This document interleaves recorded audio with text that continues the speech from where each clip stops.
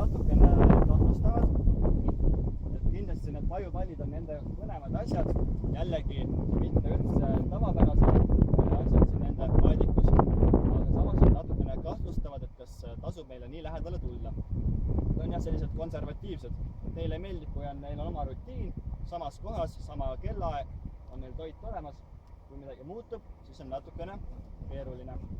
Vaatame siis, mis nad otsustavad. Ja nemad on siis Przewalski hobused. Väga eriline loom meie maailmas, sest tema on viimane päris metsik hobune maailmas, kes meil siin alles on. Muidugi varasemalt on neid metsikuid hobuseid olnud maailmas rohkem, aga tema on siis selline viimane mohikaanlane, viimane, kes on alles. Laseme selle masina minna mööda muidu.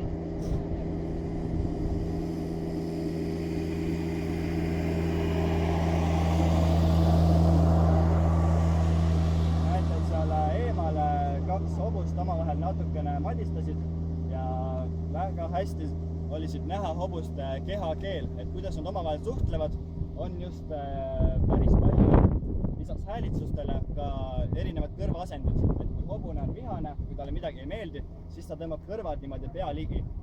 Nii et alati, kui te lähete hobuste juurde ja hobuse kõrvad ei ole püsti, vaid ta hoiab neid niimoodi madalal, siis parem hoidke eemale, sest see hobune on natukene vihane ja võib ennast kaitsta. Ja kaitsta nad ennast oskavad hästi, nagu te just võisite näha. Hammustavad ja löövad oma kapjadega. Õnneks nad otsustasid tulla siia meie ette. Suurepärane. Te võite ka tulla siia poole, me natukene räägime juttu nendest loomadest, kui pakub huvi. Vot, et see on siis tõesti viimane metsik hobune, kes meil siis maailmas alles on. Ja kusjuures nüüd üle-eelmisel aastal tehti üks selline suur teadusuuring, uuriti nende geene ja pärast seda uuringut ei ole üldse enam nii kindel, kas nad on algupäraselt ka olnud metsikud või on nad võib-olla hoopis kunagi kodustatud hobuste uuesti metsistunud järeltulijad. Ja sealt tööst tõesti leiti, et umbes 5500 aastat tagasi Kasahstani piirkonnas oli selline kultuur nagu Botai kultuur, kus siis esimesed maailma hobused kodustati. Nii et hobune inimese koduloomana pole üldse eriti vana nähtus, vaid siiski päris uus. Näiteks lambad ja kitsed kodustati 2 korda varem juba, näiteks kui hobune ja eesel. Aga tõesti see uuring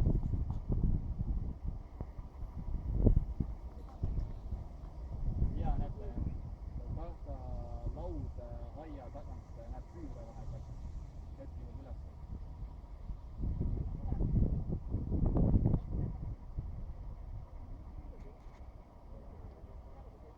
Huvitav, nad on päris sellised tühinarijad siin täna. Täpselt samamoodi nagu meie eestlikud, meie hobused ei paljune. Et see isane vaiper on kohitsetud, tema enam paljunemisvõimeline pole. Nii et see varsti lähiaastatel ei ole. Jällegi, et see kari on meil piisavalt suur. Ka looduses keskmiselt Przewalski hobustest babuun on 5–10 korma, mitte väga suur. Nii et meil on täitsa normaal suuruses kari ja uusi varsti praegu plaanis saada ei ole. Siin on sama Botkova ja veel mõni loom on juba päris vana. Nii et kui nemad ühel päeval peaksid nägis kokku,